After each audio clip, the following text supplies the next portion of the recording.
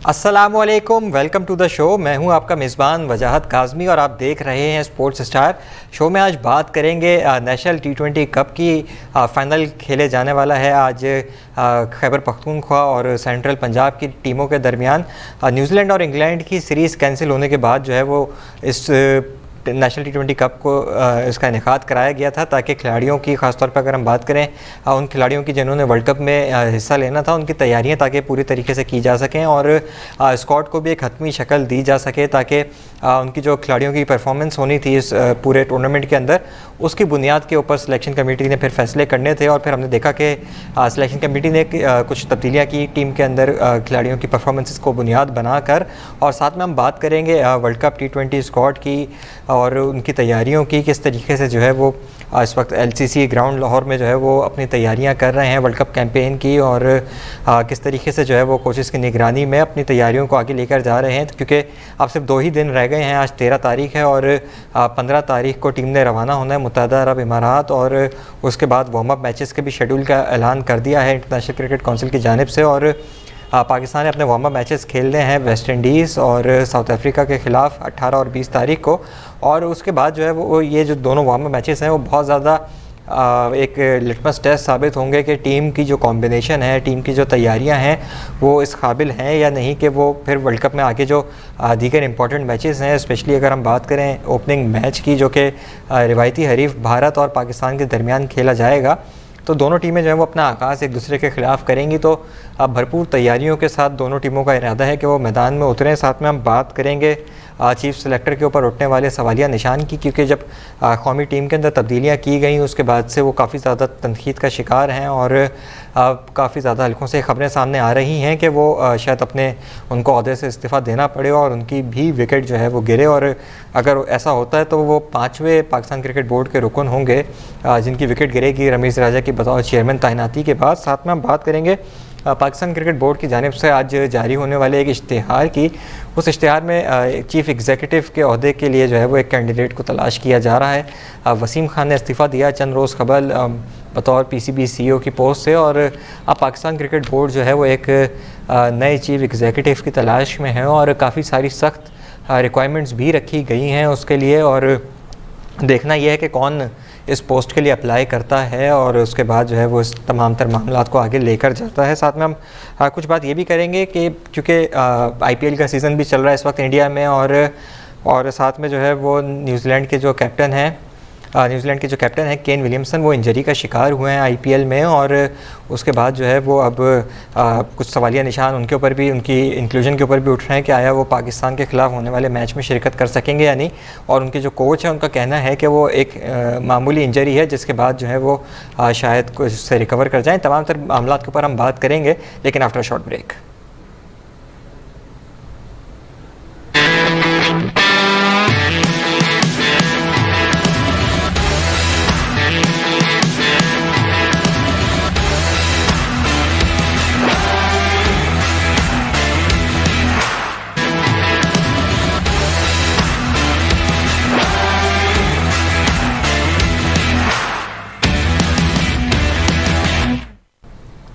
Welcome back. बात का आगाज़ करेंगे नेशनल टी20 कप के हवाले से, और हमें ज्वाइन करेंगे सीनियर क्रिकेट तज्ज़ियाकार हैं, बड़ी ज़बरदस्त गुफ्तगू करते हैं, जनाब सैयद हैदर साहब। अस्सलाम वालेकुम हैदर साहब, welcome to the show. Sir, मैं जानना चाहूँगा कि अब फाइनल के दिन तक हम पहुँच गए हैं। एक साने के बाद नेशनल टी20 कप का इनेकाद किया गया था और उसके बाद काफ़ी सारे डिसीजंस भी जो हैं वो इसी नेशनल टी20 कप को बुनियाद बनाकर किए गए। किस तरीके से आप देख रहे हैं अगर हम बात करें ओवरऑल खिलाड़ियों की परफॉर्मेंसेस की? एक बहुत अच्छे नेशनल टी20 कप से देखें, कम से कम ये तो पता चल गया कि कौन से खिलाड़ी आपके जो है वो टी20 स्क्वाड में रहना चाहिए थे और कौन से नहीं, कौन सी अच्छी फॉर्म में है। तो इसका बहुत फायदा हुआ है। अब फाइनल तक पहुंच गए हैं। जाहिर है सारी टीमों, जितनी भी टीमें बची हैं बाकी, उनके पास स्टार प्लेयर्स तो रहे नहीं है। स्टार प्लेयर्स जो नेशनल टीम के जो थे वो चले गए। तो अब 2 टीमें इस वक्त जो है KPK और सेंट्रल पंजाब की टीमें हैं। और सेंट्रल पंजाब में समझता हूँ कि ज़्यादा स्ट्रॉन्ग टीम है। वहाँ रियाज ने कल अच्छी कप्तानी की, बहुत अच्छी सिंध की टीम हालांकि जीती हुई आई थी, लेकिन उन्होंने बॉलिंग में जो चेंजेस कल किए हैं और शर्जील खान को उन्होंने बाउंड किया है, तो इससे बड़ा फायदा हुआ। आई थिंक कि ये नेशनल टी20 कप का इस वक्त करना बहुत ही फायदेमंद रहा पाकिस्तान टीम के। अगर हम बात करें बॉलिंग क्वालिटी की तो फास्ट बॉलर्स के ऊपर तो चले इतने तनकीद नहीं हुई, लेकिन स्पिनर्स का जो रोल था, स्पिनर्स जो हमारे कारकर्दगी दिखाना हम उनसे एक्सपेक्ट कर रहे थे कि वो दिखाएंगे, वो उस पूरे जो है वो हमारे एक्सपेक्टेशंस के ऊपर पूरा नहीं उतरे। किस तरीके से देख रहे हैं आप स्पिनर्स को? देखिए, स्पिनर्स जब भी आपके होते हैं तो वो डिपेंड करते हैं आपकी फील्डिंग पे।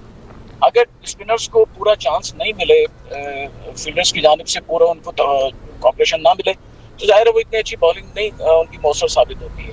तो ये बड़ा डिपेंड करता है, और यही एक रोल था जिसने इस T20 कप में प्ले किया कि फील्डिंग कुछ टीमों की अच्छी नहीं रही, जिसकी वजह से स्पिनर्स भी बेचारे वो विकेट लेने में कामयाब नहीं हुए। अगर हम कुछ बात करें बैटिंग डिपार्टमेंट की तो चंद ही नामों ने परफॉर्म किया है। उसमें अगर हम बात करें, साहिबजादा फरहान हो गए, शर्जील खान ने एक सेंचुरी स्कोर की, हैदर अली थोड़े अच्छे फॉर्म में दिखाई दिए, उनको इंक्लूड भी किया गया इसी बुनियाद पर नेशनल टीम में।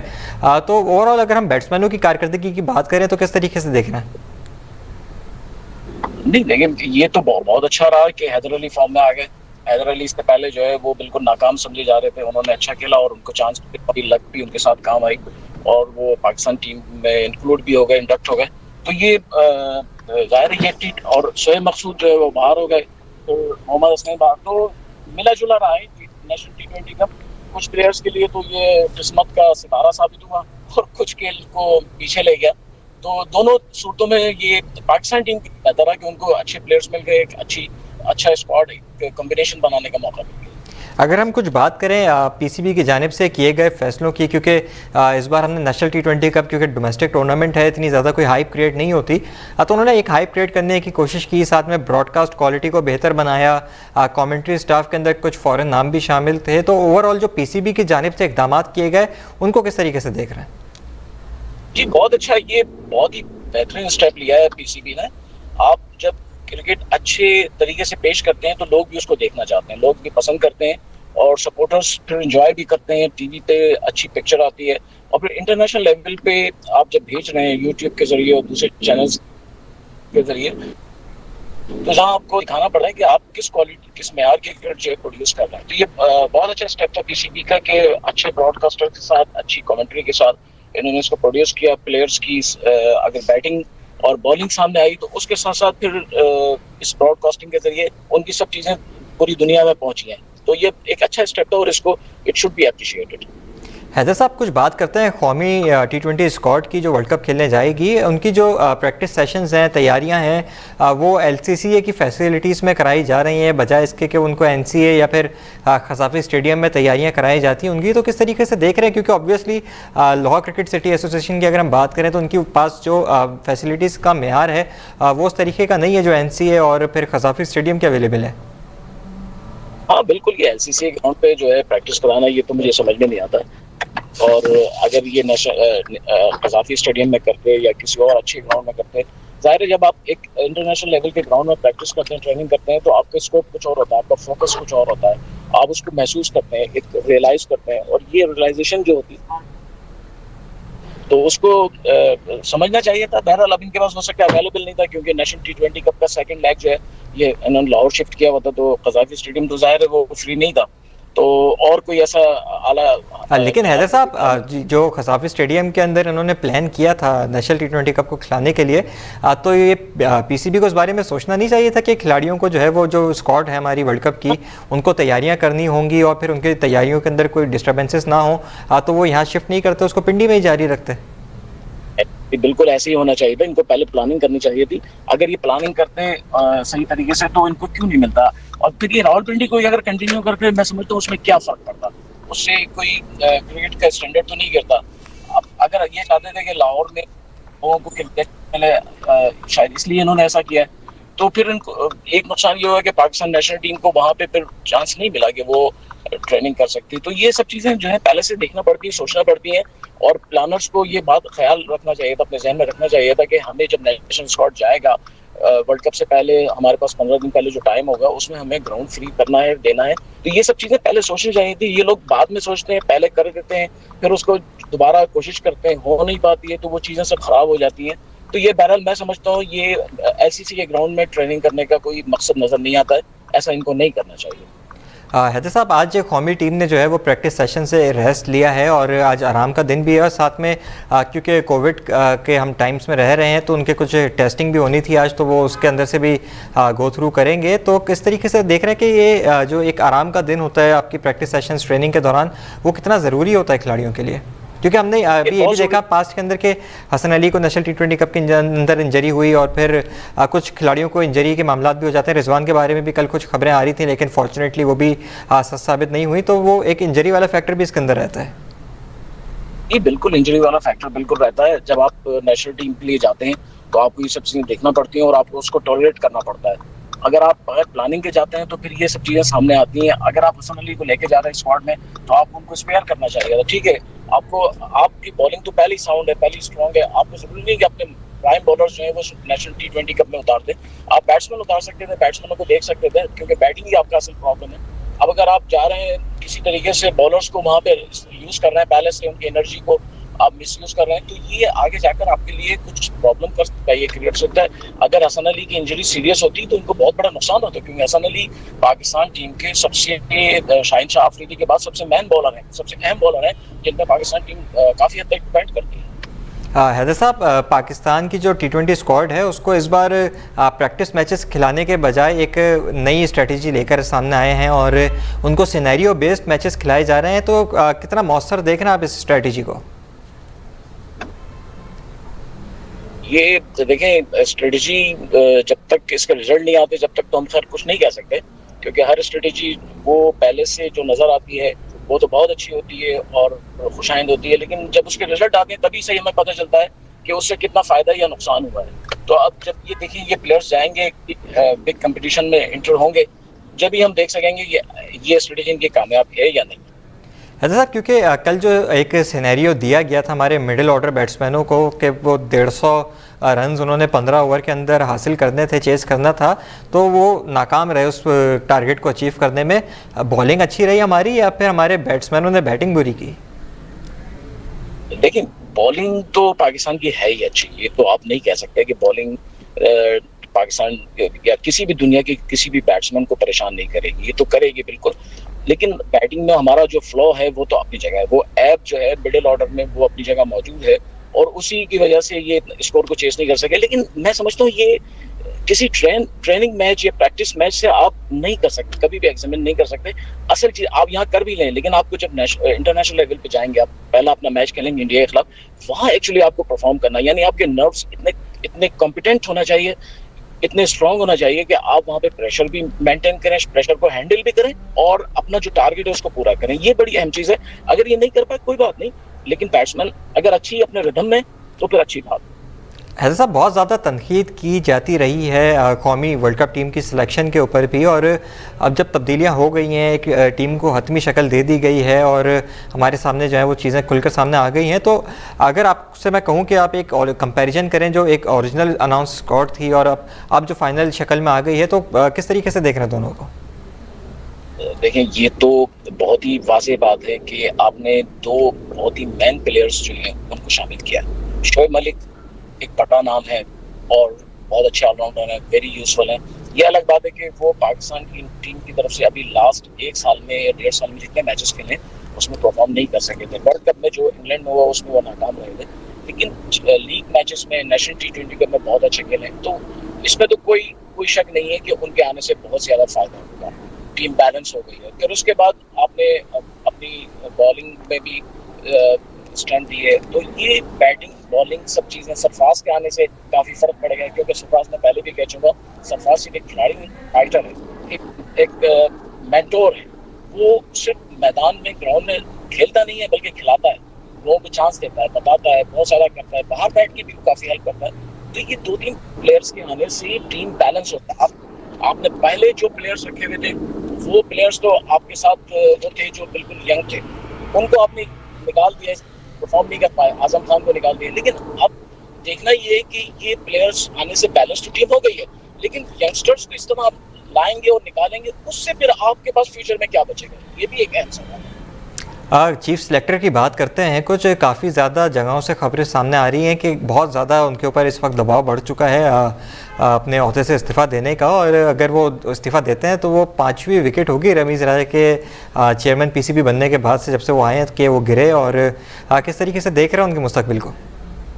देखिए, ये तो तय है कि मोहम्मद वसीम चले जाएंगे। रमीज़ राजा ने आई थिंक ये डिसाइड कर लिया है कि जो भी पुराने लोग हैं इन सबको फारिग करना है और अपनी पसंद के और अपने जो उनका प्रोग्राम है, जो उन्होंने एक मैप बनाया है, उसके हिसाब से उन्हें चलना है। एक रोड मैप लेके वो चल रहे हैं, उसके हिसाब से जो लोग उनके साथ चल सकेंगे वो उनको रखना चाहता है। मोहम्मद वसीम कभी भी रमीज़ राजा के गुड लुक में शामिल नहीं है, बल्कि जब मोहम्मद वसीम को चीफ सेलेक्टर बनाया गया था उस वक्त रमीज़ राजा ने काफ़ी क्रिटिसाइज भी किया था कि क्या मोहम्मद वसीम इस बात के अहल हैं कि वो चीफ सेलेक्टर बन सकें।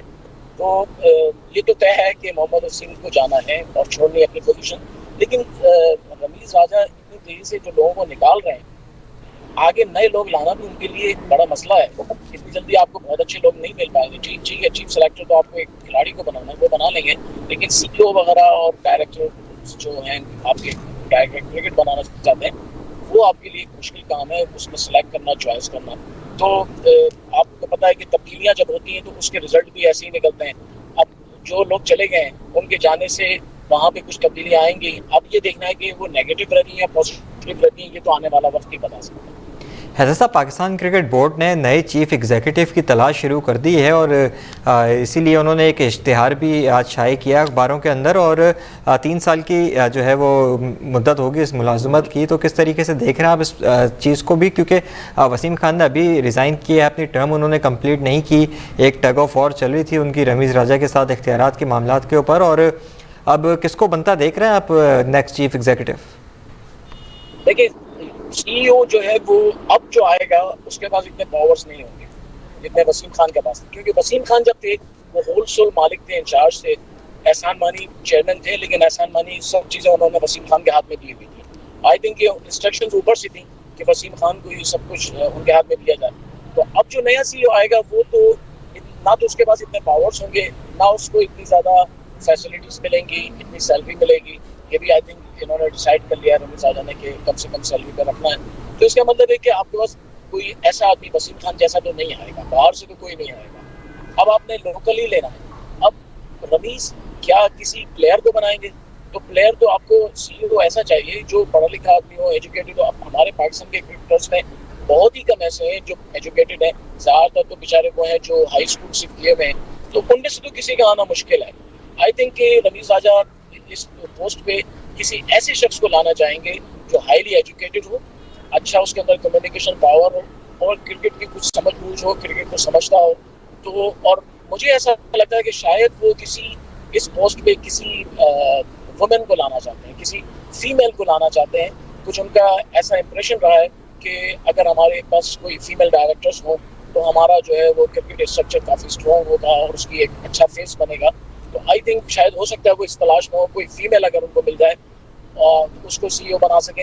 लेकिन ज़रूरी ये होगा कि ऐसा आदमी हो जो पाकिस्तान क्रिकेट को समझता हो, क्योंकि सीईओ सिर्फ वो नहीं होता है जो इंटरनेशनली पाकिस्तान टीम को मैनेज करे, बल्कि उसको डोमेस्टिक लेवल पे भी मैनेज करना पड़ता है, उस मैनेजमेंट देखनी पड़ती है, क्रिकेट को फैलाना होता है। तो ये सारी चीज़ें रमीज़ राजा को देखनी। हैदर साहब, हम क्योंकि काफ़ी अरसे से बात भी करते आ रहे हैं कि रमीज़ राजा एक पाकिस्तान क्रिकेट बोर्ड के अंदर एक नई पोजीशन को देखना चाहते हैं, एक नया ओहदा क्रिएट करना चाहते हैं डायरेक्टर क्रिकेट का। और अभी जो आइन है इस वक्त पाकिस्तान क्रिकेट बोर्ड का, वो कहता है कि आपने चीफ एग्जीक्यूटिव जो है वो लाजमी अपॉइंट करना है। इस वक्त भी एक केयर टेकर सीईओ जो है वो काम कर रहे हैं पीसीबी के अंदर। तो किस तरीके से देख रहे हैं, क्योंकि रमीज़ राजा के बारे में हम सब जानते हैं, जिस तरीके से आप भी कहते हैं कि वो एक डिक्टेटर टाइप के एक पॉइंट ऑफ व्यू रखना चाहते हैं, तो वो अपना इस बार जो है वो कम तनख्वाह के साथ, कम पर्क्स के साथ जो है वो नए सीईओ को लेकर तो आ रहे हैं, लेकिन कहीं इन फ्यूचर हम देखते हैं कि उस ओहदे को जो है वो ख़त्म करके फिर हम डायरेक्टर क्रिकेट की तरफ चले जाएंगे। देखिए, अगर उनको ये ओहदा ख़त्म करना है तो उनको कॉन्स्टिट्यूशन में अमेंडमेंट करनी पड़ेगी, जिसके लिए उनको बोर्ड ऑफ गवर्नर्स का पूरा कॉपरेशन चाहिए होगा। तो अगर वो सीईओ की पोस्ट करते हैं तो जाहिर है अमेंडमेंट होने के बाद ही हो सकेगा, लेकिन जब तक अमेंडमेंट नहीं होती है कॉन्स्टिट्यूशन में इनको ये रखना पड़ेगा। अदरवाइज कोई भी आदमी कोर्ट में जा सकता है और उनके सारे जितने भी ऑर्डर्स उनको चैलेंज कर सकता है। और रमीज़ राजा ऐसा कोई काम नहीं करना चाहेंगे जो अदालतों में खड़े हों और जवाब दें उसका। तो अभी तो वो सीईओ अपॉइंट करेंगे, और लेकिन बहुत जल्द वो कोशिश करेंगे कि मैं अमेंडमेंट करके ये सीईओ की पोजीशन खत्म कर दूं। तो जो भी सीईओ वो बनाएंगे वो उनके साथ वहीं तक काम कर पाएगा जब तक वो चाहें। बिल्कुल, अब देखना होगा कि पाकिस्तान क्रिकेट बोर्ड के अंदर जो मामलात हैं वो किस तरीके से आगे लेकर जाएंगे, और बात करेंगे दीगर भी क्रिकेट के मामलात के ऊपर, और देखेंगे कि किस तरीके से जो है वो पाकिस्तान की टीम ने अभी वार्म अप मैचेस खेलने हैं। उसके बाद कुछ दीगर ममालिक के खिलाड़ियों के बारे में भी बात करेंगे, लेकिन आफ्टर अ शॉर्ट ब्रेक।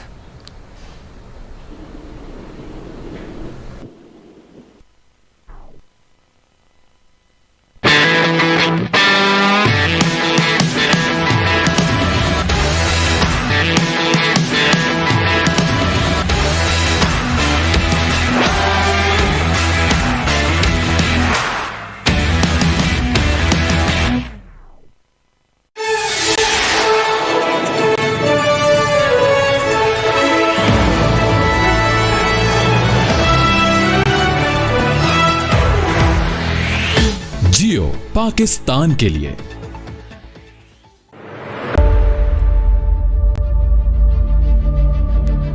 ना पाबंदी हो, ना कोई हद हो तो बस खुद बनाई सरहद हो। ये मुहिम है पर्दों में छुपे हर सच की तलाश की, सियासत पर रखी पहली नजर, और हक की खबरों की दुनिया में एक जिम्मेदार आवाज की, जुल्म और जुर्म के खिलाफ हर बेबस की आवाज की। जब कोई हद नहीं इंसानियत के लिए जज्बात की, जब कोई हद नहीं खुशियों और ख्वाब की, तब कोई हद क्यों हो नजरिए और बदलाव की। तोड़ के हदों के ताले नए ख्वाबों को पाले, आपको रखे आगे स्टार न्यूज।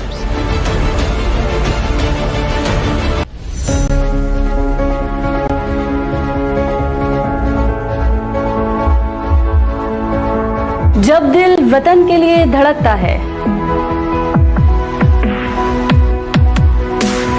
तब खुद से भी लड़ना पड़ता है। रगों में जब तब्दीली की उम्मीदें हो भरी, तो सामने जो भी हो बात होती है खरी खरी।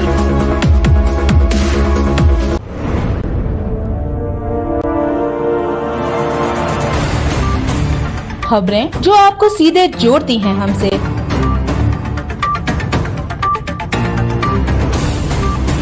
जिनका आपकी जिंदगी पर होता है सीधा असर। खबरों की वही तस्वीर बिना खौफ के, जज्बा सच का है, सच दिखाते हैं हम। स्टार न्यूज, आपके जरूरत की खबर।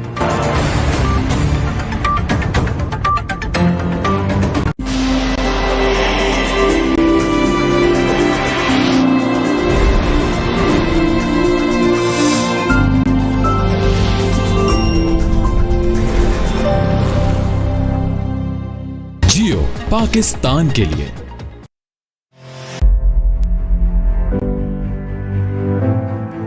कैंसर एक पल में सब उलट देता है, उम्मीद तोड़ देता है, और ऊपर से महंगा इलाज। गरीब तो गरीब, सफेद पोश अफराद का हौसला भी कमजोर कर देता है। मायूसी के अंधेरों में है उम्मीद की एक किरण। बैतुस सुकून कैंसर हॉस्पिटल, पाकिस्तान का वाहिद अस्पताल जो पिछले 22 साल से कैंसर में मुब्तला मरीजों को मुफ्त और बेहतरीन इलाज फराहम कर रहा है। इस मुश्किल सफर में आपका साथ बहुत जरूरी है। बैतुल सुकून को दिल खोल कर ज़कात और अतियात दीजिए। बैतुल सुकून, जिंदगी की उम्मीद आपके हाथ में।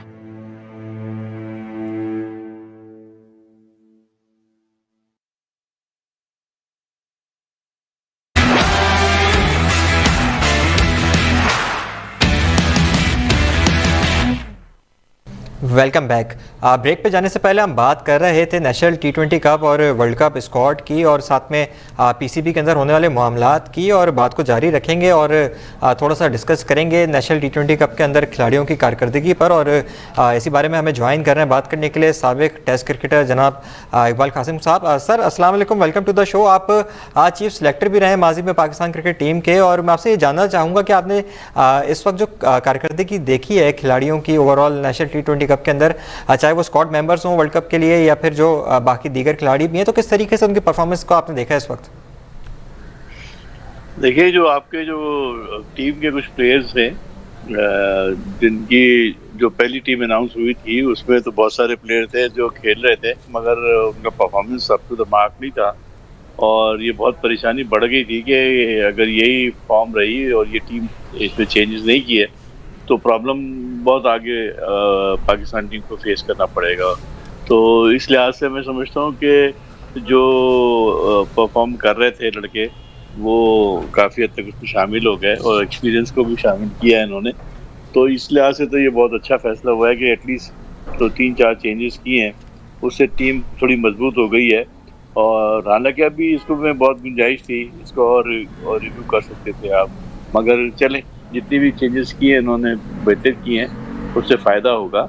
हाँ, ये फाइट करने वाली टीम बन गई है। मैं ये नहीं कह सकता कि ये टीम आपको बहुत ज़्यादा मैं आउटराइट कह दूँ कि ये टीम जीतने वाली टीम है, ये ऐसा कुछ भी नहीं है। यस, दिन अच्छा होगा, अच्छी फाइट करेंगे, फील्डिंग बॉलिंग सब अप द मार्क होगी तो they can beat any team. Sir, अगर मैं आपसे बात करूं स्पिनर्स के हवाले से, क्योंकि आपकी एक्सपर्टीज़ भी वो रही है, और अगर हम पूरे ओवरऑल नेशनल T20 कप के अंदर स्पिनर्स की कारकर्दगी की बात करें तो आपको कोई इम्प्रेसिवनेस उनकी कोई कारकर्दगी दिखाई दी? नहीं, मुझे तो कोई ऐसा कोई ज़्यादा कोई एक्स्ट्रा ऑर्डिनरी कोई स्पिनर मुझे नज़र नहीं आया।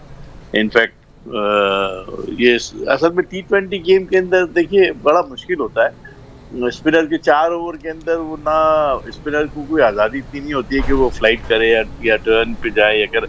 वो एक रन बचाओ स्कीम के ऊपर काम कर रहा होता है, लाइन एंड लेंथ के साथ गेंद करनी होती है। वेरिएशन उसकी थोड़ी सी होती है कि हवा में थोड़ा ऊपर फेंके, नीचे फेंके, आगे फेंके, पीछे फेंके, थोड़ा ब्रेक कर दे। तो वो तो आप सभी कर रही है, जितने इमाद वसीम है, नवाज है, ये सब इसी टाइप के बॉलर्स हैं। तो ये T20 में गेम में फॉर्मेट में तो खप जाएंगे, मगर बड़े टूर्नामेंट्स के लिए, वनडे के लिए और टेस्ट मैचेस के लिए आपको अच्छे स्पिनर की ज़रूरत पड़ेगी। हाँ, इकबाल कासिम साहब, अगर मैं आपसे बात करूं पाकिस्तान की टीम में जो इस वक्त स्पिनर्स हैं वो तमाम के तमाम ऑलराउंडर्स हैं और साथ में वो बैटिंग भी कर लेते हैं। तो क्योंकि T20 फॉर्मेट के अंदर पूरी दुनिया में हमने देखा है कि क्योंकि ऑलराउंडर्स को ज़्यादा इस्तेमाल किया जाता है, उनको यूटिलिटी प्लेयर समझा जाता है कि वो मौका आने पर बैटिंग भी कर सकते हैं, ज़रूरत पड़ने पर बॉलिंग भी कर सकते हैं। तो हम कोई एक डेडिकेटेड स्पिनर अपने साथ नहीं लेके जा रहे। उस्मान खादिर हैं लेकिन वो रिजर्व्स में, तो कहीं देख रहे हैं जगह बनते हुए कि आप जाहिद महमूद को टीम में होना चाहिए था या फिर उस्मान खादिर को 15 रुकनी स्क्वाड में शामिल होना चाहिए था? देखिए, मेरे हिसाब से शादाब की जो परफॉर्मेंस है वो कोई बहुत एक्स्ट्रा ऑर्डिनरी नहीं है। पिछले कई टूर के ऊपर भी मैं देख रहा हूँ, मैंने उसको नोट किया है, कोई एक्स्ट्रा ऑर्डिनरी उसने कोई अभी तक ऐसा कारकर्दगी, ऐसी हाईलाइटेड कारकर्दगी कोई नहीं है। और क्योंकि इनको वाइस कप्तान बना दिया गया है तो ये टीम में ऑटोमेटिक चॉइस में आ जाते हैं, वरना उसूली तौर पे देखा जाए तो ये तीनों बराबर कैटेगरी के। इस वक्त जो बॉलिंग शादाब, पहले जब आए थे Shadab, yes he was very good, ball break कर रहा था, गूगली करता था, सब कुछ करता था और अच्छा फाइटर था। मगर अभी इस वक्त सिचुएशन जो है वो बैटिंग पे ज़्यादा तवज्जो है इनकी और बॉलिंग पे मैं समझता हूँ कि वो अभी वो ज़्यादा उन्होंने मेहनत नहीं की है या मैं समझता हूँ कि कोई वेरिएशन नहीं क्रिएट किया अपने अंदर T20 के पॉइंट ऑफ व्यू से। तो इसलिए आपको थोड़ा बहुत चेंज करना चाहिए। उस्मान कादिर है और वो जो दादू का लड़का है सिंध का, वो बड़ा अच्छा है, वो भी है, उसको भी खिलाया जा सकता है। मगर अब ज़ाहिर है कोई एक स्पिनर ही, राइट आर्म लेग स्पिनर ही ले जाएंगे आप, अब इतने सारे को तो आप नहीं अकोमोडेट कर सकते ना। जावेद मियादाद साहब कहते हैं कि पाकिस्तान को कंसिस्टेंसी दिखानी होगी, अगर भारत को हराना होगा, तो किस तरीके से देख रहे हैं इसको? देखिए जावेद, कंसिस्टेंसी का मतलब यही है कि हर फील्ड के अंदर आपको परफॉर्मेंस अपनी जो है वो मुतवातिर से रखनी पड़ेगी। अब पहला ही मैच अगर भारत से है तो कंसिस्टेंसी तो बाद में आएगी ना, अगले मैचेस में अगर आप परफॉर्म करते रहेंगे तो ठीक है। पहले मैच में आपको आउटस्टैंडिंग परफॉर्मेंस देनी है, यानी कि आपकी bowling, batting, fielding, spin department, opening department, सारे डिपार्टमेंटों को सबको काम करना है। ये मुमकिन नहीं है। India is a very strong team, well needed है, उनके पास बहुत पहले से लड़के खेल रहे हैं, जेल हुए हैं, उनकी टीम का एक IPL की वजह से एक पूरा एक निज़ाम बना हुआ है, सिस्टम बना हुआ है। आप क्या है तो अभी तक टीम में एडिशन डिडक्शन ही ख़त्म नहीं हो रही थी, तो वो लड़के कहाँ से जेल होंगे। अब कहीं जाके एक हफ्ता इनको मिला है, इसमें थोड़ी प्रैक्टिस की है इन्होंने, और होपफुली कि इंडिया के खिलाफ ये अच्छा परफॉर्म करें। एक प्लेयर अच्छा खेल गया वो आपका गेम बदल देगा, ये मैं आपको बता दूं कि ये T20 की सबसे ब्यूटी जो है वो ये है कि एक बॉलर या एक बैट्समैन वो अपने कोटे के अंदर या अपने उसमें वो गेम को, मैच को जितवा भी सकता है और मैच खराब भी कर सकता है। आपने क्योंकि जिक्र किया प्रैक्टिस का, ब्रेक पे जाने से पहले भी मैं, हमारे साथ सैयद हैदर साहब मौजूद थे, उनसे मैंने यही सवाल किया कि कौमी टीम जो है वो ख़ज़ाफ़ी स्टेडियम और NCA की जो फैसिलिटीज़ हैं उनको इस्तेमाल करने से क़ासिर है, क्योंकि नेशनल T20 कप वहाँ पे जारी है, तो उनको जो है वो LCCA की फैसिलिटीज़ के अंदर ट्रेन कराया जा रहा है फॉर द वर्ल्ड कप। कुछ आपको PCB की जो है वो प्लानिंग में ख़राबी नज़र आ रही है, या फिर बस उनको जो है वो क्योंकि ट्रेन कराना था तो इसलिए वहाँ भेज दिया? देखिए, ये अब तो क्योंकि रमीज ने अभी शुरू किया है, टेक ओवर किया है, ये सारा तो पूरा निज़ाम पूरा पिछले ही चला आ रहा है ना सिलसिला। अब इसको रीऑर्गेनाइज करने की तरफ वो बढ़ेंगे। आई एम श्योर कि जो शॉर्टकमिंग है उसको ठीक करेंगे। अभी तो फिलहाल देखिए, अगर अच्छी प्लानिंग होती तो टीम बहुत पहले दुनिया ने अनाउंस कर दी। हमारा तो अभी तक सिलसिला ही नहीं समझ में आ रहा था कि कौन जाएगा, कौन खेलेगा, किसको रखना है, किसको नहीं रखना।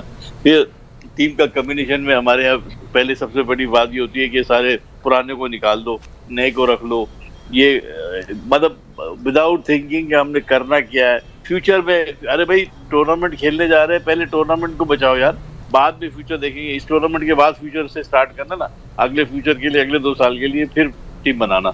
अभी फिलहाल जो टीम बननी है, जिसने मुकाबला करना है वो टीम बनाए, अच्छी टीम बनाए, बैलेंस टीम बनाए। और ये सेंस को प्रिवेल किया। मुझे यकीन है कि इसमें कोई ना कोई समझदार आदमी था जिसने इनको समझाया कि भाई ये खुदा के वास्ते 4-5 आदमियों को डालो, नहीं तो टीम बिल्कुल हासा ही पड़ जाना था। ये आपको मैं बता रहा हूँ।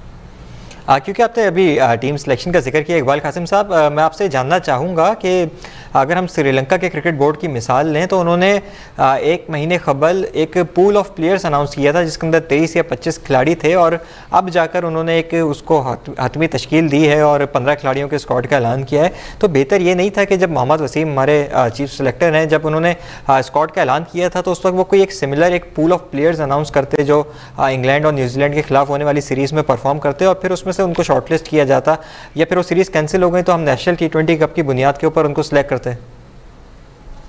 नहीं, आपकी बात दुरुस्त है, बिल्कुल होना तो ऐसी चाहिए था कि बहुत पहले से ही काम होना चाहिए था। देखिए, हम नेशनल इवेंट, ये इंटरनेशनल इवेंट में पाकिस्तान को रिप्रेजेंट कराना है, तो कोई मजाक तो नहीं है ना कोई कि यार आप बगैर प्रिपरेशन के दुनिया के ऑस्ट्रेलिया को, वेस्ट इंडीज़ को, इंग्लैंड को, इंडिया को इनसे मुकाबला करेंगे तो आपकी अपनी होमवर्क होनी चाहिए थी। कतई नज़र इससे कि वो अपने बैकयार्ड में हो रहा है, यहाँ हमको बहुत प्रैक्टिस है, जा जाके हम खेलते रहे। आई अंडरस्टैंड कि आपको विकेटों का पता है, स्लो विकेट होंगी, टर्निंग होगी, मगर टर्निंग होगी तो हमारी स्ट्रेटजी हमने बनानी है कि हम क्या करेंगे। तो वो स्ट्रेटजी बनाने के लिए भी समझ में आनी चाहिए ना कि हम कितने स्पिनर्स को रखेंगे, कौन कौन हमारा बैकअप होगा। 5 बॉलर से जाएंगे, 6 बॉलर से जाएंगे, 3 फास्ट बॉलर से जाएंगे, 4 फास्ट बॉलर से जाएंगे, हमने क्या करना है। ये सब चीज़ें प्लानिंग का हिस्सा होती है, और उसी का सामने रखते हुए आप अपना स्क्वाड 15-20 आदमियों का अनाउंस करते हैं। 20 आदमी मिनिमम 20 का तो होता ही है, तो वो पहले आप 6 महीने पहले, 4 महीने पहले दे देते और उसको उनको कहते कि भाई आप प्रैक्टिस करो, मैचेस खेलो, ट्रेनिंग करो, सब साथ मिलके सारे वर्कआउट करो, टूर्नामेंट के अंदर पार्टिसिपेट करो। मतलब अगर कोई दूसरी जगह में जाना पड़ता है, दूसरे मुल्कों में खेलने के लिए, तो अफगानिस्तान को बुला लो, श्रीलंका को बुला लो, बांग्लादेश को। तो ये एक तैयारी होती है प्रॉपर इस कप की T20 की। तो वो इस दफ़ा से क्योंकि बहुत ज़्यादा मामला ख़राब थे, मिसबा चले गए, वकार चले गए, फिर ये टीम में तब्दीली आए, चेयरमैन चले गए, वसीम खान साहब चले गए, रमीज साहब आ गए, सिलेक्शन कमेटी में टीमों में प्रॉब्लम शुरू हो गया, तो बहुत सारी चीज़ें हुई। तो अब इसमें किसी को भी कसूरवार ठहराना मैं समझता हूँ कि क्योंकि सर्कमस्टांसेस ऐसे हो गए कि इसमें बड़ा मुश्किल था। ये बस ठीक है, अल्लाह ने बेहतर कर दिया कि बेहतर टीम हो गई है। इकबाल कासिम साहब, आपने क्योंकि जिक्र किया मोहम्मद वसीम साहब का, उनके ऊपर काफ़ी कड़ी तनकीद की जाती रही है पिछले एक महीने में, जब से उन्होंने स्क्वाड का अनाउंसमेंट किया था और फिर अब जब उन्होंने तब्दीलियां भी कर दी, टीम को थोड़ा सा बेहतर भी बनाया उन्होंने, उसके बाद भी जो है वो तनकीद का सिलसिला रुक नहीं रहा। लोगों का कहना यह है कि अगर आपने अपना एक फ़ैसला किया था तो उस पर कायम भी रहना चाहिए था, हालाँकि वही लोग पहले तनकीद भी कर रहे थे। तो इस आप क्योंकि माजी में पाकिस्तान क्रिकेट बोर्ड के लिए चीफ सेलेक्टर के आपने फ़राइज़ सर अंजाम दिए हैं, तो पूछना मैं आपसे चाहूँगा कि is it a thankless job? बिल्कुल सही आपने कहा, थैंकलेस जॉब है, लेकिन एक बात ये है, देखिए चीफ सेलेक्टर का मतलब आप पाकिस्तान की टीम जो होती है, मेन टीम, उसके आप वाली वारिस है और आपको ये आप पे सारी ओनस होता है कि आप 20 लड़के 15 लड़के जो आपने सेलेक्ट करने हैं वो कप्तान को देने दिखाने कि भाई ये मेरे पास है बैग के अंदर, अब बताओ तुम्हें क्या चाहिए।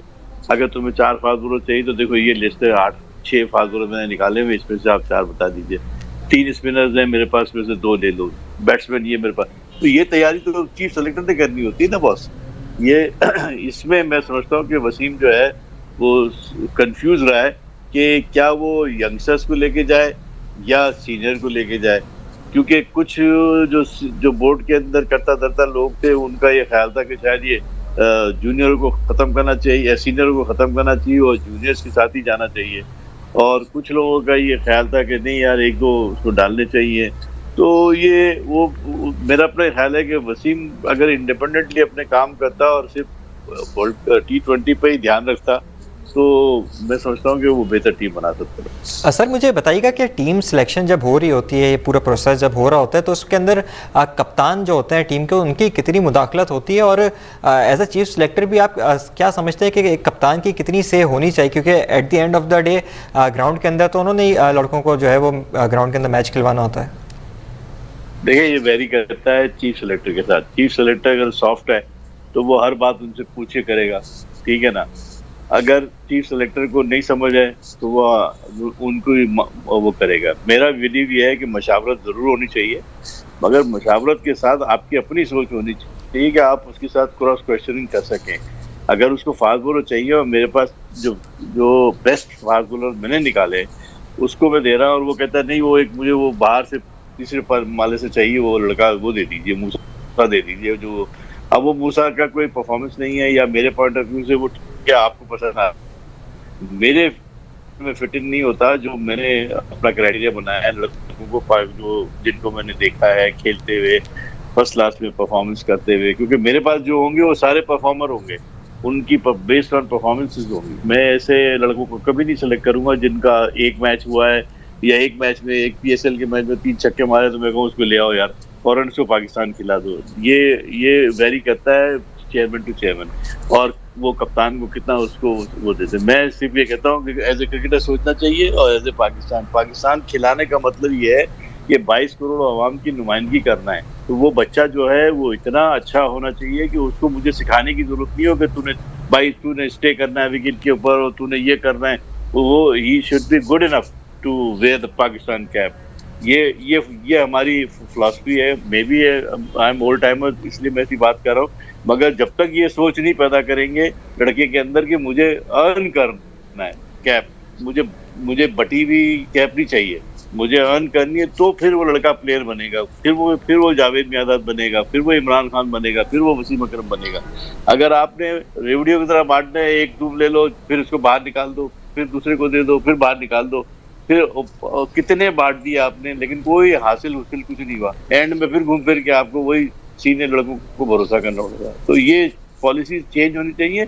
ये एक्सक्यूजेस थे लोगों को निकालने के लिए कि यार वो पुराने लड़के हैं और यूं है और गेम मॉडर्न कुछ नहीं हुआ। गेम की टेम्पो बढ़ गया है, बाकी गेम वही है, वही चौके हैं, वही छक्के हैं, वही बॉलर्स हैं, वही विकेट है, वही एल्बिडब्ल्यू डिसीजन है, वही कॉट बिहाइंड है।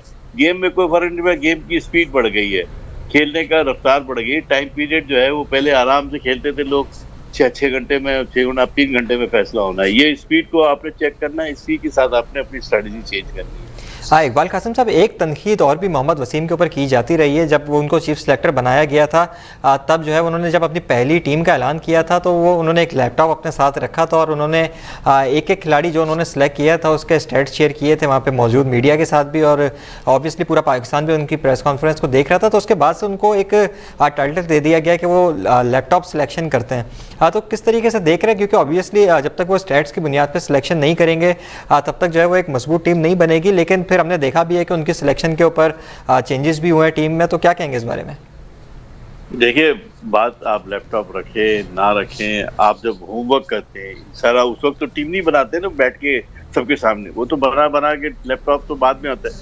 आप तो जब आप अपने साथियों के साथ बैठते हैं तो डिस्कशन होती है, वो डिस्कशन मोर इम्पोर्टेंट है कि उसमें ही फैसला होता है ना कि भाई मैंने अब्दुल रज़ाक को रखना है या नहीं रखना, या मैंने फला एक्सप्लेयर को रखना है या नहीं रखना, किसी लैपटॉप स्पिनर रखना है या नहीं रखना, या वो जो है वो आपको बाय हार्ट पता होना चाहिए कि आपने क्यों ये जो प्लेयर सेलेक्ट किए हैं, इनकी वजूहत आपके पास होनी चाहिए। जैसी कोई सवाल करे उसके जवाब दें, उसकी परफॉर्मेंसेस आपको पता होनी चाहिए, उसके why he is been selected और XYZ को क्यों नहीं सेलेक्ट किया वो आपको पता होना चाहिए। इसका जो राइवल था उसको हमने क्यों नहीं सेलेक्ट किया, उसकी क्या कमजोरियां थी, और अगर कहीं कप्तान की डिमांड है तो वो पता होना चाहिए। आप कहते भाई ये प्लेयर जो था, ये मैंने चॉइस ये दी थी लेकिन कप्तान साहब की ये चॉइस थी, हमने उनको दे दी, चले हुए ठीक है, ये तो समझ में आती है बात। लेकिन ये लैपटॉप से या लैपटॉप को रखा हुआ हो तो क्या फर्क पड़ता है, ना हो तो क्या फर्क पड़ता है, क्या फर्क पड़ता है। वो तो एक टीम तो जो बननी होती है वो एक दिन पहले आपने अपने साथियों के साथ और कैप्टन के साथ बैठ के डिस्कशन करना होता है। वो मीटिंग जो होती है वो मैटर करती है, वो बहुत इंपॉर्टेंट होती है, वो हर एक के लिए इंपॉर्टेंट होती है, उसी पे फैसले होते हैं, उसी को आपको बाय हार्ट याद होना चाहिए कि आपने किसी प्लेयर को लिया है और डिस्कशन की है तो उसकी मेरिट्स क्या थी, उसकी डिमेरिट्स क्या थी, उसको आपने कैसे डिफेंड किया, कप्तान ने क्या उसका आर्गूमेंट किया, ये आपको पता होना चाहिए। बहुत बहुत शुक्रिया इकबाल कासिम साहब for taking out time and speaking to us. और हमने बात की पाकिस्तान क्रिकेट बोर्ड के अंदर होने वाले कुछ मामलात की, और अब नए चीफ एग्जीक्यूटिव की भी तैनाती होनी है। साथ में हमने बात की कुछ सिलेक्शन कमेटी और चीफ सेलेक्टर के हवाले से भी कि किस तरीके से जो है वो कौमी टीम को तश्कील दिया जाता है और किन किन फैक्टर्स को जो है वो टीम को तश्कील देते हुए मद्देनज़र रखा जाता है। See you tomorrow at the same time. Allah हाफ़िज़।